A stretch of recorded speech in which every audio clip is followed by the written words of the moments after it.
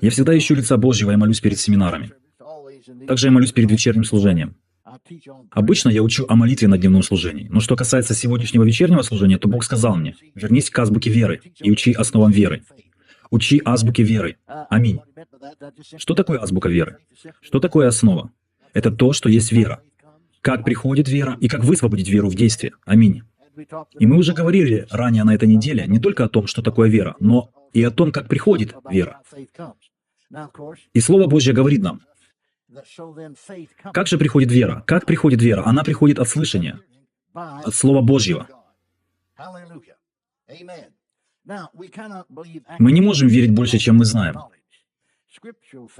Вера по Писанию основывается и строится на свидетельстве, которое излагается и дано нам в Слове Божьем. Вера приходит от слышания Слова Божьего. Неверие приходит от того, что мы слышим теории людей. Неверие строится на теории, на предположениях. Вы не найдете это определение в словаре, но это хорошее определение. Теория — это предположение, которое строится на невежестве относительно обсуждаемого предмета. Аминь. Но спасибо Богу, что вера строится на свидетельстве, которое дается и излагается в Слове Божьем. Слава Богу!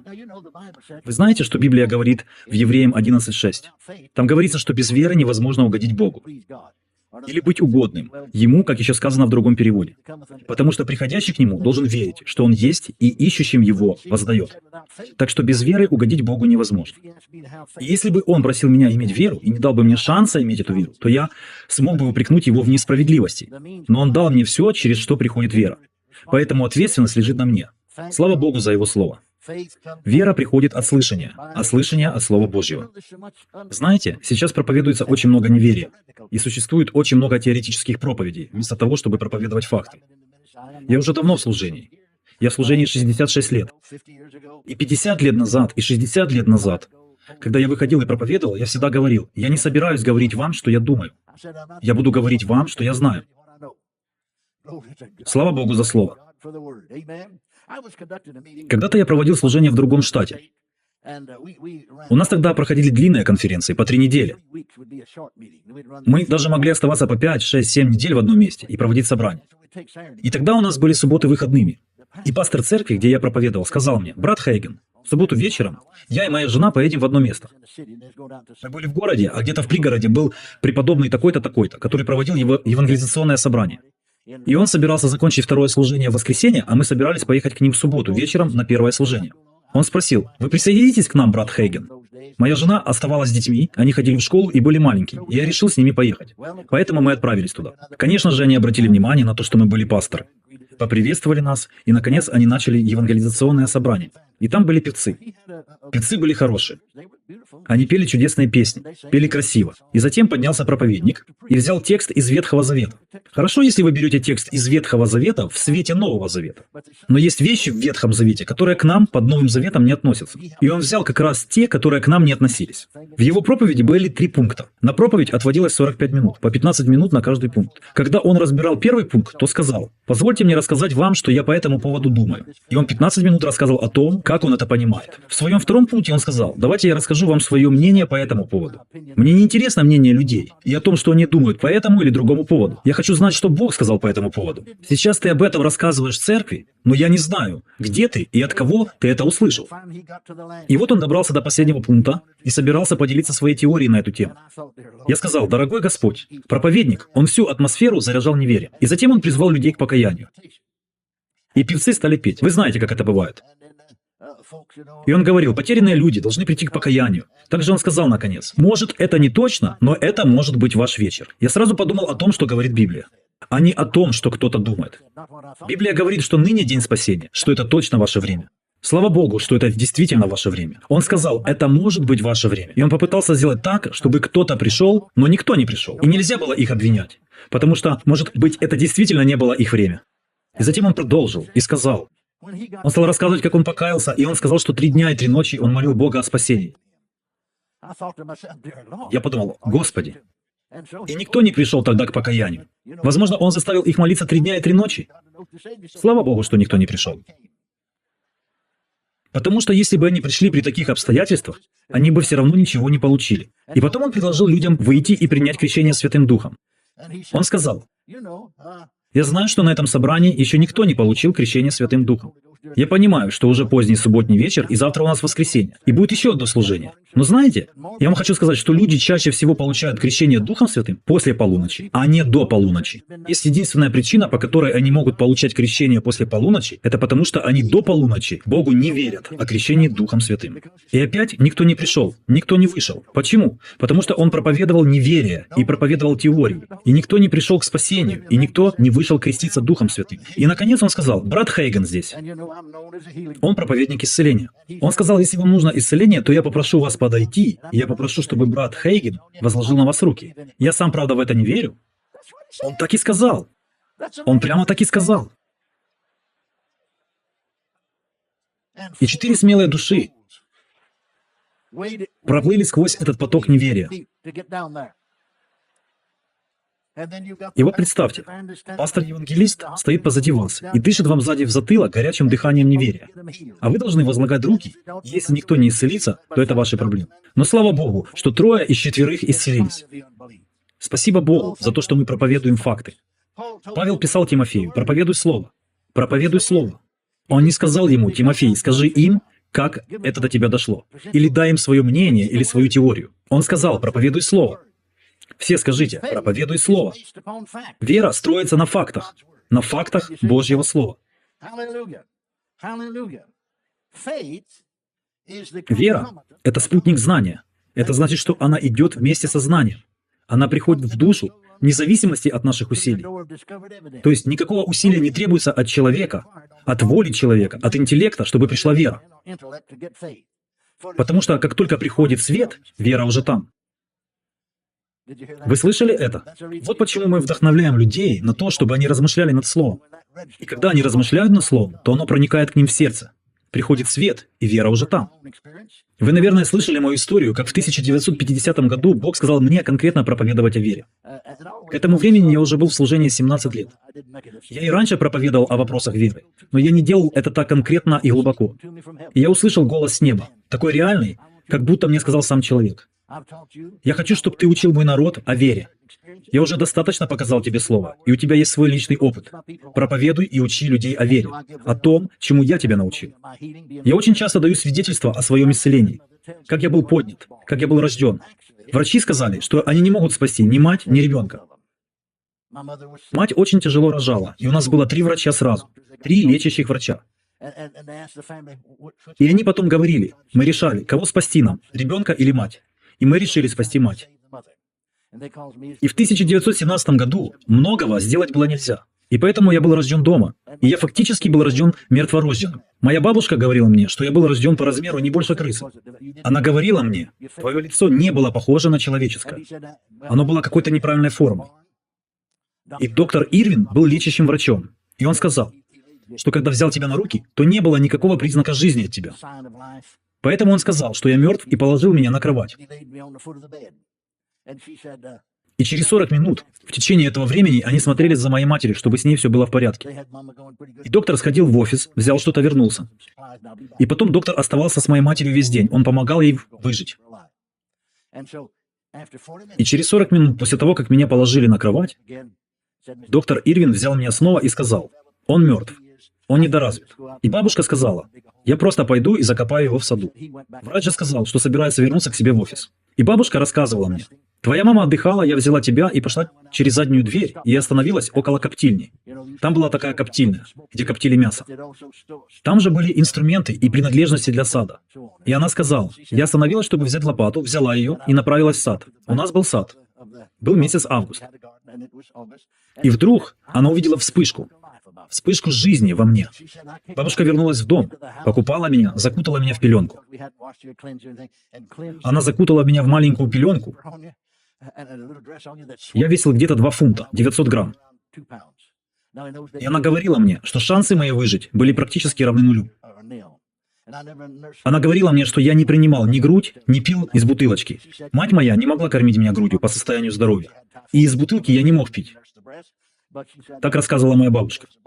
«Единственное, как могла я тебя кормить, — говорила она, — это взять маленькую глазную пипетку и каплю за каплей закапывать тебе молоко в рот. Много времени требовалось, чтобы тебя накормить. И когда Иисус явился ко мне в видении, это было тогда, когда у нас было палаточное собрание в 1950 году в Техасе. Он сказал: «Я призвал тебя еще до твоего рождения. Я отделил тебя на служение еще в утробе матери. Сатана пытался уничтожить тебя еще до твоего рождения и много раз после твоего рождения. Но ангелы хранили тебя и заботились о тебе всегда. И я верю, что там, в саду, когда моя бабушка уже собиралась меня закопать, именно в тот момент ко мне дотронулись ангелы, и я произвел вспышку жизни. Слава Богу! Аллилуйя!» И когда я был маленьким, я никогда не играл и не бегал, как это делали все обычные дети. Я был очень ограничен в своих движениях. И к 15-летнему возрасту я был полностью прикован к постели. 5 разных врачей лечили меня.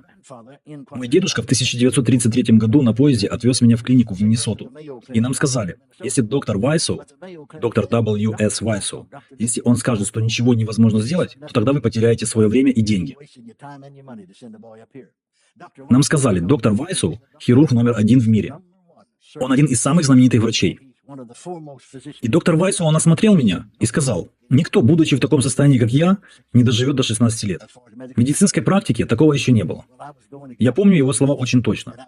И я полностью стал прикованным к кровати за 4 месяца до своего 16-летия. Но слава Богу, в этой кровати я родился свыше. И я стал новым творением в Иисусе. И что-то внутри меня говорило: ты не умрешь в этом раннем возрасте, ты будешь исцелен. И я знал, что я буду исцелен не с помощью медицины, так как врачи говорили, что это невозможно. Они говорили, что обсуждали мой случай на медицинском собрании и пришли к заключению, что я неизлечим. Мне ничего уже не поможет. Мне нужно просто собраться и ехать домой. И я уже знал, что если я получу исцеление, то не от врачей, а только от Бога. И я начал задавать вопросы людям. Исцеляет ли Бог сегодня? Могу ли я быть исцеленным, как в библейские времена? Но многие люди были научены таким образом, что говорили: нет, это невозможно. Религия забила им мозги. Некоторые из них говорили мне, что это не для меня. Иисус исцелял, да, и апостолы исцеляли. Но когда умер последний апостол, тогда все прекратилось.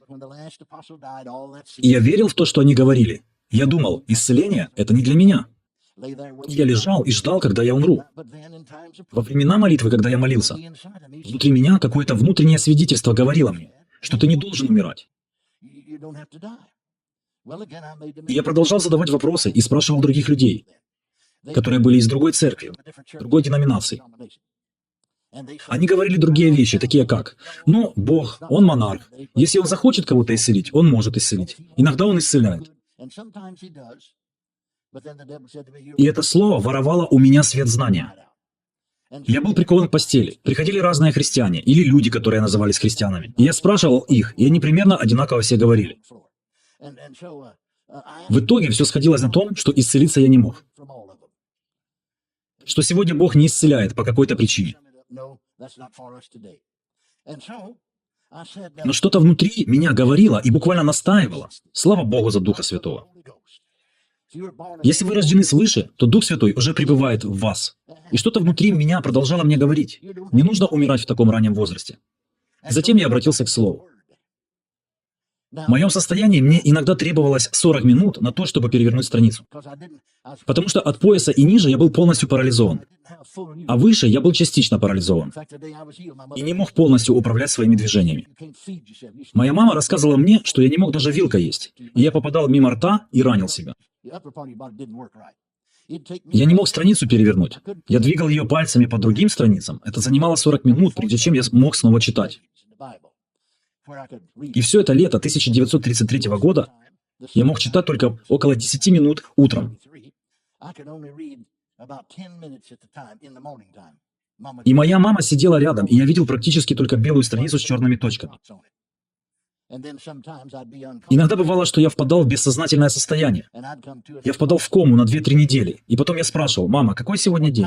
Я спрашивал, сколько времени? И она сообщала мне, какой день, потому что дни проходили. И однажды я сказал, что я хотел бы, чтобы мой пастор пришел. Я попросил бабушку. Это были дни Великой депрессии, экономического кризиса в Америке. Телефоны в то время были роскошью. Мой пастор из баптистской церкви жил в 2 кварталах от меня. Мой дед жил в одном квартале от очень известной улицы. Он хотел сначала купить дом на этой улице. Эту улицу называли улицей миллионеров. Но там были очень высокие налоги, и он купил дом подальше от этой улицы за 1 квартал. И пастор жил совсем недалеко от нас. И бабушка сказала: Я поговорю с этим пастором. И она сказала ему, что мой внук уже 4-й месяц прикован к постели. Он вспомнил меня и сказал: «Да, я приду». Я хотел спросить у этого пастора и проповедника об одном месте Писания. Там написано: «Когда молитесь, то верьте, что получите». Это Марка 11:24. И я хотел узнать, так ли это на самом деле. И когда я начал размышлять об этом, тогда же я начал цитировать это Богу в молитве. Дьявол приходил и говорил мне: «Это ничего не значит, что ты желаешь исцеления или процветания или благословения финансового. Это только твои какие-то духовные желания». И проповедник спросил мою бабушку, когда он сможет прийти. Он сказал, что во вторник не может, он уезжает в Даллас. Он спросил: в четверг, если он придет, будет нормально? И моя бабушка сказала: да, нормально. Но с 8:30 утра он впадает в какой-то ступор. И поскольку тут было совсем рядом, он обещал прийти утром, до 8:30 утра. И слава Богу, что тогда он не пришел. Вы спросите, почему? Я узнал потом, когда уже был исцелен, когда я вернулся в церковь и свидетельствовал о том, что я получил исцеление. А он сказал: бедный мальчик так долго лежал в постели, что у него разум повредился. Но я тогда 3 дня и 3 ночи плакал из-за того, что он не пришел. Знаете, я получил тогда великий урок. То, о чем вы сегодня плачете, то завтра о том же вы можете кричать от радости. Аминь. У меня была тетя, и она ходила в другую церковь. Мои родители развелись, когда мне было 9 лет. Я жил с моей матерью и ее родителями. А моя тетя занималась детским и подростковым служением в церкви. Она была старой девой долгое время, но наконец-то вышла замуж. И чтобы попасть в ее церковь, она ездила на машине. Ей нужно было проехать мимо моей церкви. Она меня в мою церковь не возила. Она заставляла меня ездить в ее церковь и подвозила на машине с этим условием. Я добавлял ей еще одну единицу в число ее подопечных, еще одну душу. Я за 3 года только 6 раз слышал, как пастор этой церкви проповедовал. Потому что моя тетя всегда посещала церковь на Рождество и на Пасху. И вот она сказала мне: мой пастор придет, он хороший проповедник. Я думал, что проповедники знают Слово. Но потом я выяснил, что редко кто из проповедников действительно знает Божье Слово хорошо. Она поговорила с пастором и рассказала ему, что я тяжело болен. Он сказал: да, я приду. Я помню вашего маленького племянника, вы были с ним в церкви на празднике Пасхи. Да, я приду и буду проповедовать ему. Но я не верил, что он придет, потому что мой собственный пастор не пришел. Но он все-таки пришел. Я не мог точно видеть, когда он вошел в мою комнату. Я мог только слышать. Я видел только фигуру, силуэт. Я не мог сказать, кто это зашел. И тут я услышал голос и узнал его. И в это время ко мне могли заходить только по одному в комнату. Он вошел, взял меня за руку, и я услышал, как он сказал: «Будь терпелив, мой мальчик, будь терпелив. Через несколько дней все закончится». Мой язык и горло были тоже частично парализованы. Моя семья могла понять, что я хотел сказать. И я пытался рассказать пастору, что вот в Библии есть место Писания Марка 11:24. Но все, что я мог сделать, так это только издавать такие звуки. И он взял меня за руку и позже вышел из комнаты. Просто будь терпелив, мой мальчик. Буквально через несколько дней все закончится. Я услышал, как он молится в соседней комнате. К нам не приходили проповедники, а вот тут пришел один и молится. И я слышал, как он молится: «Боже, приготовь их сердца к часу утраты, который грядет». И что-то внутри меня восстало, и я увидел себя в своем воображении, как я встал на свои ноги и сделал руки рупором и закричал: «Я же еще не умер!» А затем он молился за мою маму.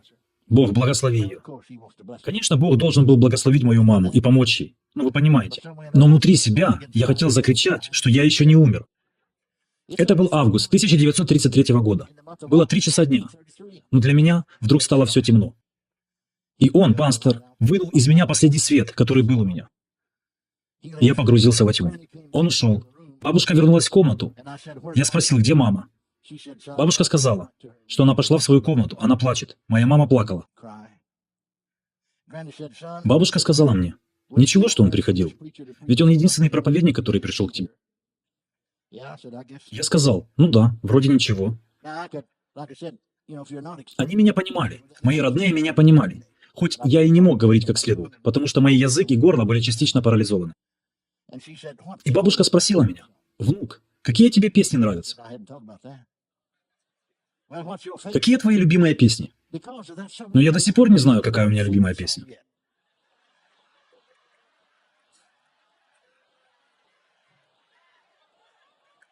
какая твоя любимая песня?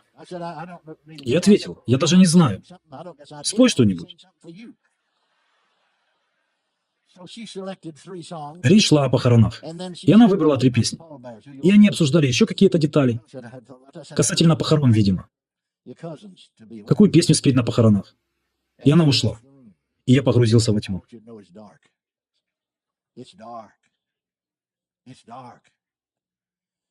Я лежал там с конца августа и весь сентябрь, весь октябрь и почти весь ноябрь. Почти 3 месяца я ждал, когда я умру. Было темно. Я просил их принести мне Библию. И в ноябре, когда стало холоднее, я снова смог двигать своими конечностями. И мне принесли Библию. И я снова начал читать Марка 11, 23, 24. И еще до этого я читал в 5 главе Марка про женщину с кровотечением.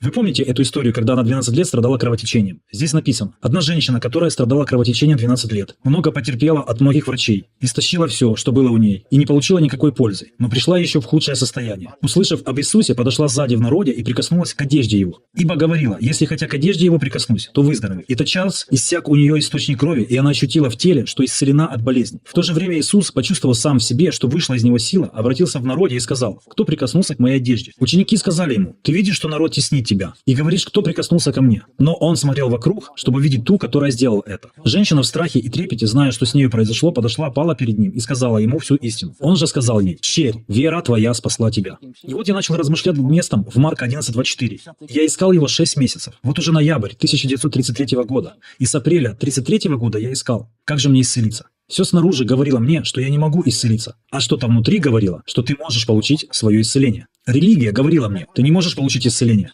И я начал размышлять над Марка 11:24. И я размышлял над этим, и внутри себя я услышал голос. Мы называем это тихий голос Божий. Чем этот голос является на самом деле? Это голос вашего духа, это голос вашей совести, это голос, в котором говорит ваш дух. А Святой Дух пребывает внутри вашего духа. И ваш дух берет слова у Святого Духа и говорит вам. Это было первым откровением, которое я получил о вере. Я услышал этот голос. Ты заметил, что когда она получила исцеление, Иисус сказал ей: вера твоя спасла тебя. Вера твоя послужила твоему исцелению. Я подумал над этим. И я уже мог перелистнуть страницу за 10 минут. И я вернулся к Марку, и я прочитал это место, этот стих, который я процитировал вам. Вера твоя спасла тебя. Вера твоя спасла тебя. Это пришло как откровение для меня. Ее вера послужила для ее исцеления. И внутри себя я услышал такие слова. А ты слышал, чтобы кто-нибудь когда-нибудь говорил, что с верой все закончилось? Я подумал. Разные проповедники, которых я слышал, учителя, в воскресной школе, я понял, что никто из них не говорил, что вера закончилась. И я услышал голос: нет, ты не услышишь. Потому что если бы вера закончилась, то не было бы церкви, не было бы христиан, никто бы не спасался сегодня. Потому что в Ефесянам 2:8 говорится: по благодати вы спасены через веру. Вы не можете спасти себя сами. Это дар Божий. Я сказал: да, это правда, это точно. Если бы закончилось все с верой, то ничего бы дальше не было. И внутренний голос сказал мне: если вера этой женщины спасла ее, то и твоя вера может спасти тебя. Я понял, что я могу быть исцелен по вере, по собственной вере. Я поверил в это, но до сих пор оставался прикованным к кровати. Если бы вы зашли ко мне в комнату, и в вашей руке была бы бейсбольная бита, и вы бы сказали мне: я тебя сейчас побью и буду бить, пока ты не умрешь, только скажи, что ты не веришь, что ты будешь исцелен, я перестану бить. Я бы сказал: бейте меня и убивайте, делайте со мной все, что хотите, но у меня есть вера, и я могу быть исцелен. Но это тогда не послужило мне для исцеления. Я не был исцелен тогда. Я не знал, как высвободить свою веру в действие. И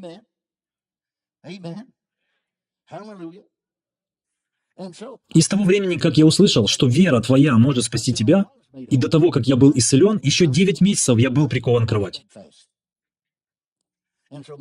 И мама ухаживала за мной.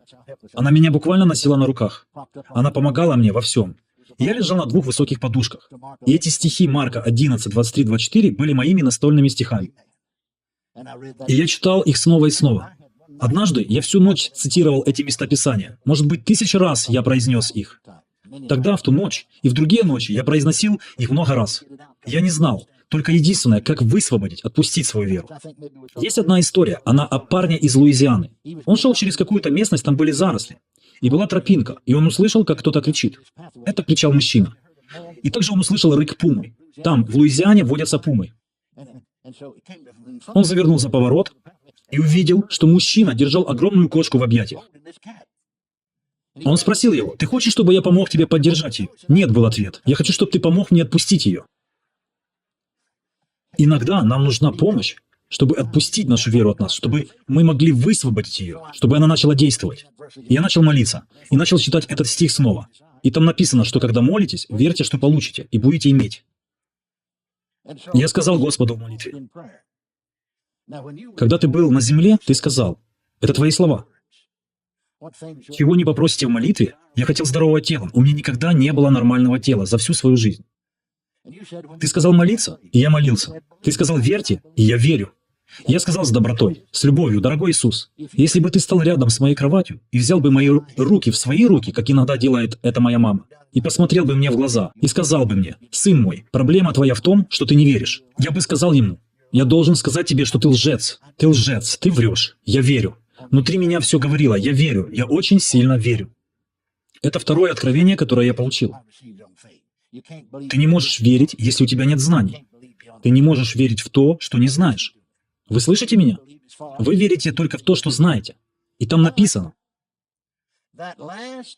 исходя из места Писания, получается так, что я могу получить исцеление. И когда я понял это, как будто кто-то внутри меня включил свет. Не в моей голове включили свет, а в моем духе. Я начал громко говорить в своей комнате: я вижу это. Я вижу. И я молился, молился и молился. Я был прикован к постели 24 часа в сутки, но я молился и молился. Вы не можете молиться и ожидать, что вы что-то получите, не чувствуя это в своем сердце. Я проверил свое сердце. В то время я весил около 40 килограмм. Люди называли меня живым скелетом. Но в этом теле я проверил свое сердце, и у меня была вера. И я увидел себя исцеленным. Что вы видите? У нас есть 2 пункта. Пункт 1. Вам нужно верить в то, что вы получите то, в чем вы нуждаетесь. Когда молитесь, верьте, что вы получите то, о чем молитесь. В нашем случае это исцеление. Верьте в то, что вы получите исцеление, и в то, что оно уже у вас есть. Когда у вас будет исцеление? После того, как вы поверите и получите исцеление. Когда вы поверите и получите исцеление? Вы поверите перед тем, как исцеление будет у вас, перед тем, как вы будете иметь его. Я сказал: я вижу, что я должен делать. Конечно, я должен говорить об этом. Я понял, что я должен говорить о том, во что я поверил. Вы можете иметь сердце полное веры, но пока вы не скажете о том, что вы хотите, вы этого не получите. С помощью исповедания вы получаете спасение. И слово «спасение» включает в себя исцеление и прощение грехов. И поэтому я сказал: я вижу это. И что я должен сделать? Я все еще нахожусь в постели. Я все еще парализованный. И я должен верить в то, что я получу исцеление.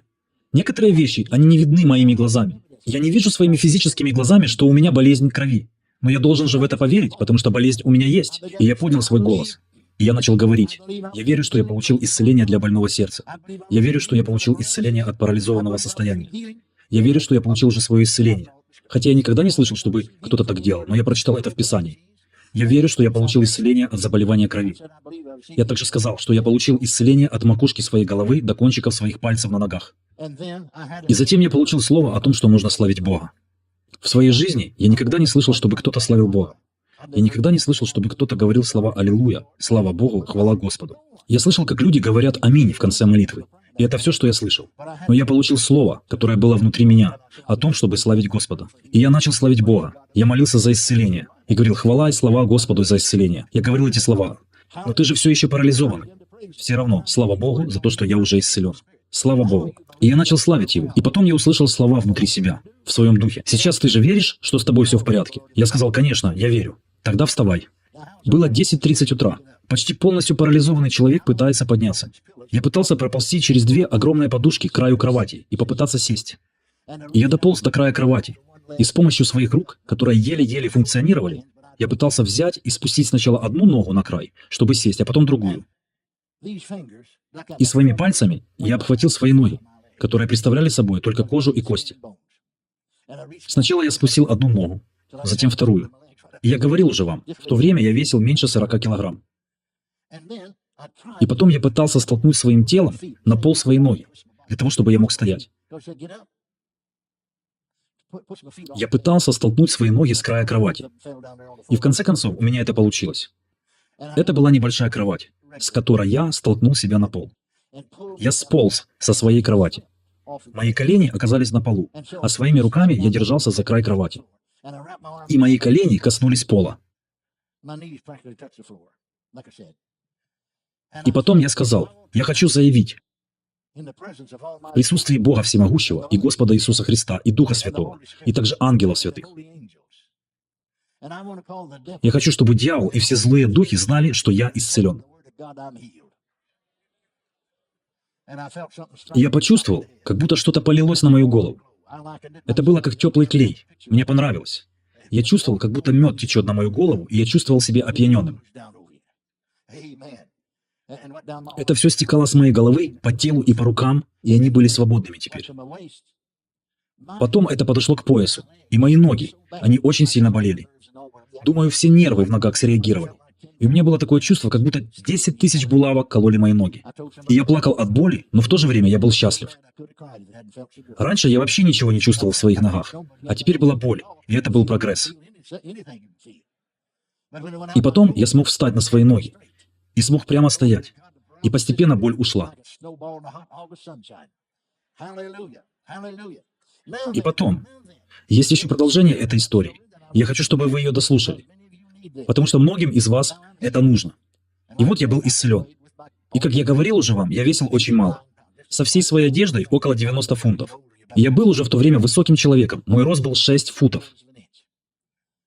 Они называли меня живым ходящим скелетом. И вот сейчас я был исцелен. Был месяц август 1934 года. И школа должна была начаться через несколько дней. 1 сентября должно было быть скоро. Я закончил 2 года средней школы старших классов, перед тем, как я слег в постель. И я был прикован к постели полгода, и, получается, пропустил почти весь учебный год. И вот я вернулся в школу. 3-й год старшей школы, с весом 90 фунтов. Директором школы был мистер Смарт. Н.С. Смарт. Таким было его имя. Хороший, приятный человек. Он был баптистом. Он позвал меня к себе в офис. Он сказал: «Кеннет, то, что ты хочешь получить образование, это, конечно же, хорошо. Но твое здоровье важней». Он сказал мне, что все женщины-учителя будут напуганы до смерти, если ты зайдешь к ним в класс. И миссис Хэмилтон, одна из наших учителей, она преподавала в старшей школе латынь. Она также была членом Баптистской церкви. Я также был членом Баптистской церкви. Доктор Робертсон, мой последний лечащий врач, который смотрел меня, тоже был членом Баптистской церкви. И вот она, миссис Хэмилтон, позвала доктора Робертсона. И он сказал ей, да, ему удалось это сделать. Он сказал, этот парень имеет очень сильную волю. В своей жизни я таких людей, как он, не встречал. У него очень большая сила воли. Я дал ему максимум 3 месяца жизни. И вот я пришел в школу. Я сказал, мистер Смарт, я сделал это не с помощью силы воли. Я сделал это с помощью веры. Я сказал им, что Иисус сказал, чего бы ты ни пожелал, молись об этом и верь, что ты получишь это. Я поверил в то, что я получил. И он, мистер Смарт, начал плакать. Я не понимаю, что это за вера такая. И я вижу, что она не такая у тебя, как у меня. И он сказал, я не хочу больше тебя останавливать. Но в любом случае, если у тебя есть такая вера, давай, иди вперед. Мистер Смарт сказал, я хочу, чтобы тебе было легче учиться. Он сообщил мне, что ты можешь проходить обучение на дому, если будешь себя плохо чувствовать. Все мои уроки проходили на 4-м этаже, и я должен был подниматься по лестнице и также потом спускаться. И мистер Смарт сказал, что каждый раз, когда ты чувствуешь, что не сможешь подняться на 4-й этаж, то ты сможешь пропустить уроки. И потом пройти учебный материал дома. Или же когда ты находишься на уроках, и тебе стало не очень хорошо, тебе не нужно получать разрешение, чтобы уйти домой. Ты можешь просто встать и уйти. Тебе не нужно разрешение, если тебе нужно уйти домой. Просто вставай и уходи. Но я не воспользовался его предложением. Конечно, я мог бы уходить домой, и у меня были периоды, когда мне было плохо на уроках. Но у меня была вера, которая действовала. Проходило время. И осенью 1934 года пришло время, когда ко мне вернулись симптомы болезней. Сильные симптомы, очень тревожные симптомы. И в конце концов я должен был поехать домой и лечь в постель. Кто-то отвез меня домой. Я был на улице, и мне стало очень плохо. И один человек увидел меня и побеспокоился обо мне.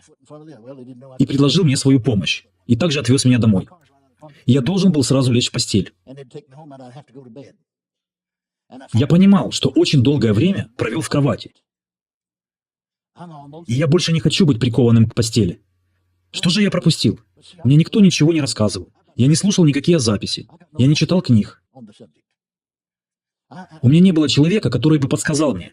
Я был один, одинокий подросток. Я помню, было 4 часа утра. Я не спал целую неделю. Сердце мое беспокоило меня. Стучало очень сильно. И иногда казалось мне, что выскочит сейчас из грудной клетки. Было 4 часа утра. Я спросил: «Господь, что я упустил? Чего я не сделал?» И потом я сказал себе: кто бы ни спросил меня в дальнейшем: «Как ты себя чувствуешь?» Или же люди будут задавать мне такие вопросы: «Как твое сердце? Ты слишком худой. Что с тобой? Давай я отвезу тебя домой, ты выглядишь неважно». И если эти люди будут спрашивать меня: «Как ты себя чувствуешь? Болит ли твое сердце?» Мой ответ будет идти не из головы, а из моего духа. То, что есть у меня внутри. Оно вошло внутрь меня, в мой дух. И то, что есть внутри меня, скажет: «Со мной все хорошо. Спасибо». Так говорит Слово. Я верю в это. Мне никто не говорил об этом. Ни один человек. Было 4 часа утра. И я не спал целую неделю. 4 часа утра было. И я сказал: с этого момента, кто бы ни спросил меня, я буду отвечать так, как говорит мой дух, который внутри меня. И прямо на следующий день я был в городе и был у людей по фамилии Блэк. У них был бизнес в городе. Юджин Блэк, их сын, был приблизительно моего возраста. Я шел по улице и остановился перед зданием, где у них был бизнес. И миссис Блэк увидела меня и пригласила зайти. Я зашел, она спросила меня: «Как ты чувствуешь себя?» Я подождал секунду, потому что мой разум хотел сказать: «Я чувствую себя плохо». «Как твое сердце? Беспокоит ли оно тебя?» И мой разум хотел, чтобы я ответил: «Да, беспокоит». Потом она сказала: «Ты плохо выглядишь, очень худой, и тебе, наверное, тяжело передвигаться». Да, мне было тяжело передвигаться. Они построили пентхаус в здании, где у них был бизнес, и жили там. Она сказала: «Сейчас я позвоню Юджину, он наверху сейчас. Он спустится и отвезет тебя домой». Но внутри меня было слово. Я подождал немного и сказал: «Миссис Блэк, со мной все в порядке, спасибо. Видите ли вы, когда Иисус был здесь, на земле, в Писании в Марка 11:24 он говорил: «Потому говорю вам, все, чего не будете просить в молитве, верьте, что получите, и будет вам». И вот я молился об исцелении и получил его. И со мной все хорошо, спасибо. Я просто иду домой. Она же сказала: «Ну ты выглядишь плохо». Я сказал: «Я просто иду домой. И никогда больше не лягу в постель по болезни». Слава Богу. Если бы у меня были бы симптомы, которые были бы видны, то я побежал бы к кому-то и попросил бы их, чтобы они спросили меня: «Как ты себя чувствуешь? Твое сердце больше не беспокоит тебя?» Вера находится в сердце, в духе. С помощью сердца человек верит. Это не касается головы. Если вы будете только полагаться на свой человеческий разум, то это принесет вам поражение. Хождение в духе всегда вам будет приносить победу. Так говорит Дух Святой. Исцеление, оно проявляется на физическом уровне, но вначале оно происходит на духовном уровне. Аллилуйя! Слава Богу! Слава Богу! Один из пионеров пятидесятнического движения Дэх Делтон сказал: большинство людей теряют исцеление из-за повторяющихся атак врага. Писание говорит о дьяволе, что он всегда пытается вернуться. Помните, в Библии написано: когда нечистый дух выйдет из человека, то ходит по безводным местам, ища покоя и не находит. Тогда говорит: возвращусь в дом свой, откуда я вышел. Дьявол, он всегда пытается вернуться. Он старается принести назад симптомы. Конечно, если вы примете их, то вы их получите. Он навесит их снова на вас. Нам нужно ходить в вере. Нам нужно не только принимать с верой, но и потом жить с тем, что ты принял, и удерживать. Нам нужно ходить с верой и жить с верой. А теперь скажите громко: я верующий. Я не проиграю. Если дьявол попытается вернуться и отдать вам назад симптомы, то с помощью вашей молитвы и веры пусть он заберет их себе. Пусть он забирает их. Как сделать это? Библия говорит: противостойте дьяволу, и он убежит. Убежит от вас. Противостойте дьяволу, и он убежит от вас. Я помню, как я проповедовал у одного пастора в церкви. Мы поприветствовали друг друга. Я спросил его, как дела? «Я противостою дьяволу», — ответил он. Я сказал, слава Богу. Он сказал, проблема в том, что он бежит за мной. Нет, нет, нет. Он должен бежать в противоположную сторону. Он должен бежать от тебя. Он бежит от меня.